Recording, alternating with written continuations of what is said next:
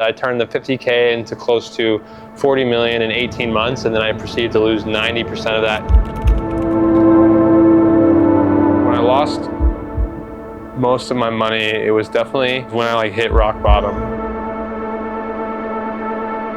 Until you are put into that position, you can never really actually understand.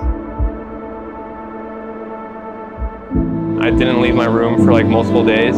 Kept thinking about how much money I had and oh my God, I'm such an idiot. It was very, very depressing.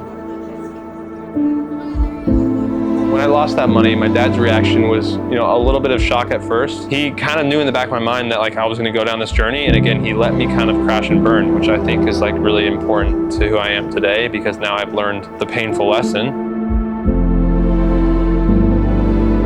He was always there for me to keep chugging along. I would cry to him, and he'd be like, hey, this is all temporary. You were going to make it, and you're going to be fine. Always is whatever you're doing, I'm going to always support you. And so he kept telling me to just keep getting up.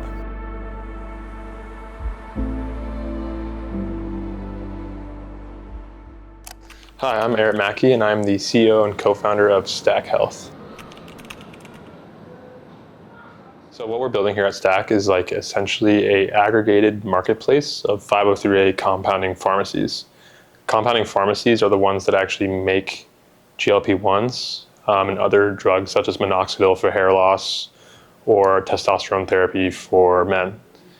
Compounding pharmacies are really responsible for making customized drugs, and we're building towards an era of personalized medicine at scale. I'm Max, I'm the co-founder of Stack. I am the CTO, so I'm doing all the tech stuff. Stack connects patients with a bunch of compounding pharmacies across the nation, and it basically allows the patient to decide where the prescription gets routed to instead of having that decided by the clinician. And it also allows the patient to take initiative on their own health and biomarkers by deciding what type of medications they think they need, and then they can come to the platform, consult with a physician, and get the prescription if it's the right fit. So the problem we're trying to solve here at Stack is the unstructured nature of the 503A compounding pharmacy landscape. Compounding pharmacies across the United States are super fragmented and unorganized. They each have different formularies, different ways they mix medicines together, and we're actually putting it all in one place to make it super searchable and easy to access as a consumer or a physician or even a company that's looking to lower insurance costs. It kind of makes this compounding pharmacy market, which was previously super opaque, much more transparent and allows average consumers like you and I to navigate it. Whereas before, the people who kind of access these compounds were of the wealthier group of people who had, private medical teams to kind of guide them along the path, figure out how to get the right prescriptions at what doses from which compounding pharmacies. And it was a very opaque process. And through Stack, we hope to create a unified marketplace that makes accessing these compounding pharmacies easy for average consumers like you and I, so we can also reap the benefits of personalized medicine.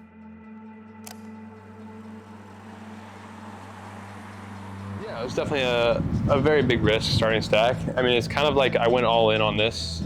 I kind of took the rest of the money that I have available to me and set it aside to pursue this. I knew that this was my best chances at one, making an impact, and two, then being comfortable again, monetarily wise. So there's definitely a massive risk. Most people in my position would have probably tried to get another job and figure it out, but I like kind of putting my back against the wall and doing something difficult, and I think this is really difficult.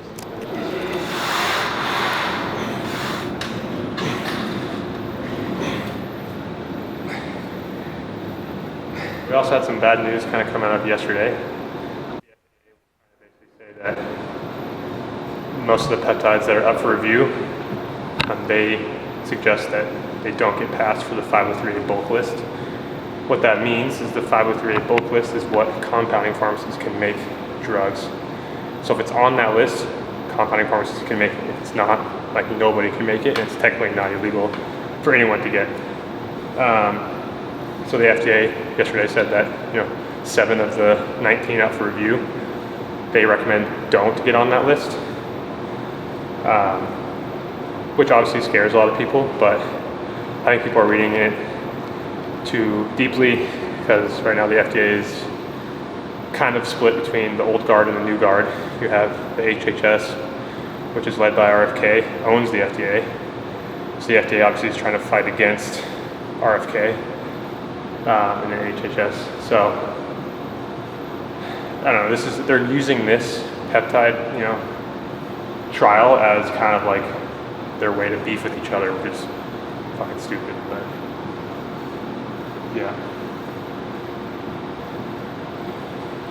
At the end of the day, I think it's kind of like a decision of like, we know that these peptides aren't going to kill you, and it's like, should the government have a say in what you actually decide to put in your body or not? Sure, like, cocaine, obviously, no, but like drugs that are meant to help with, healing and sleep, why should they tell you you can't? I think it's stupid, but I don't know, a lot of people don't agree with me.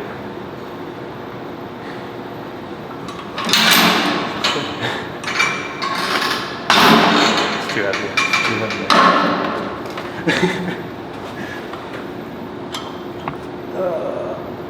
You can never tell with these things, bro.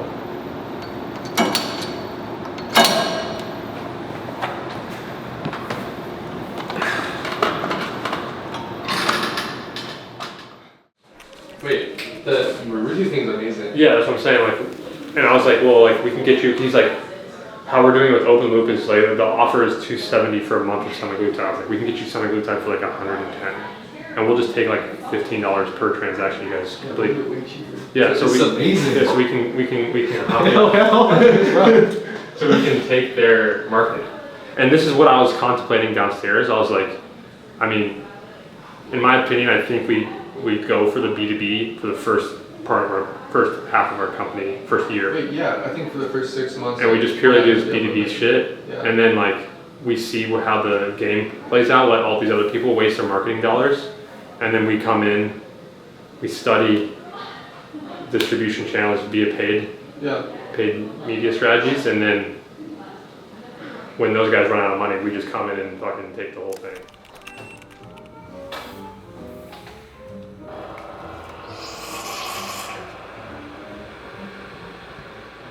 Had a pretty interesting call with one of my buddies who's also building the space. I worked with him like last year in New York, kind of at this consumer app. Super smart guy. He's building in the GLP-1 space.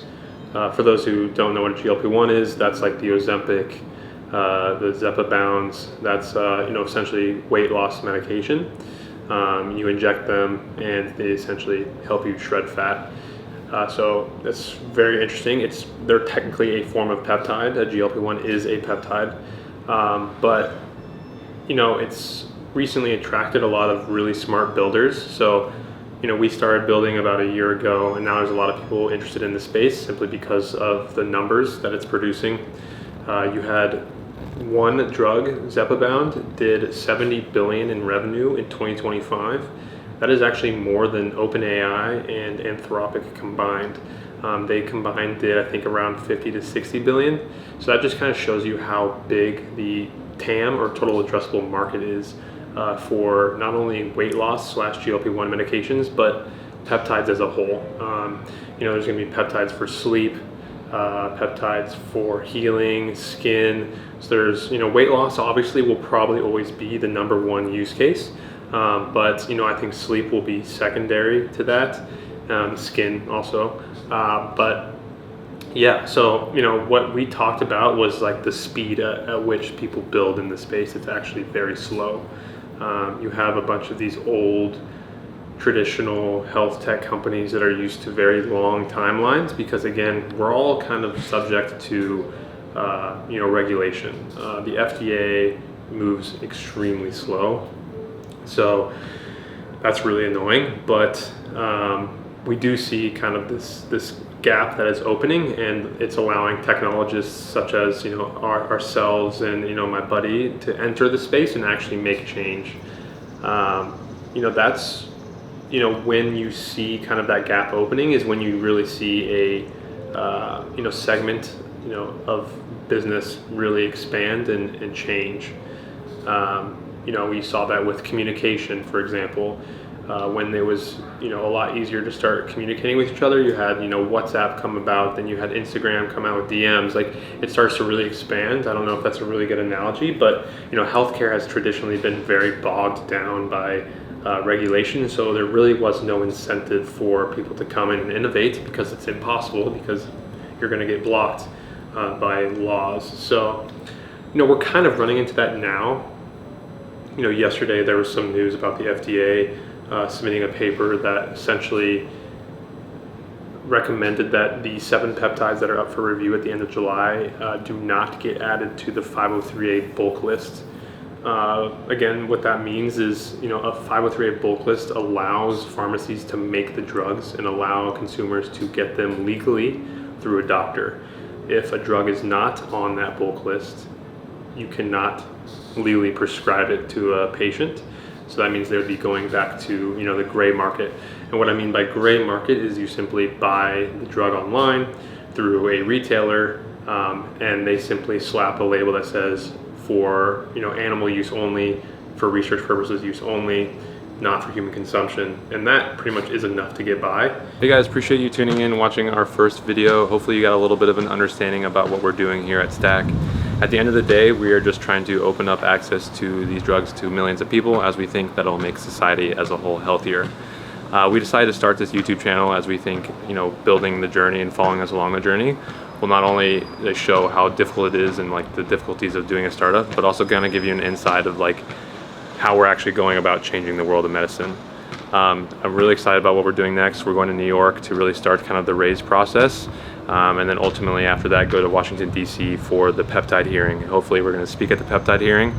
Obviously this is a really big portion for us, as it'll be when the FDA decides if these peptides are going to get added to the 503A bulk list or not. So super exciting, going to be lots of fun, and hopefully that YouTube video is a little bit better than this one. Thank you.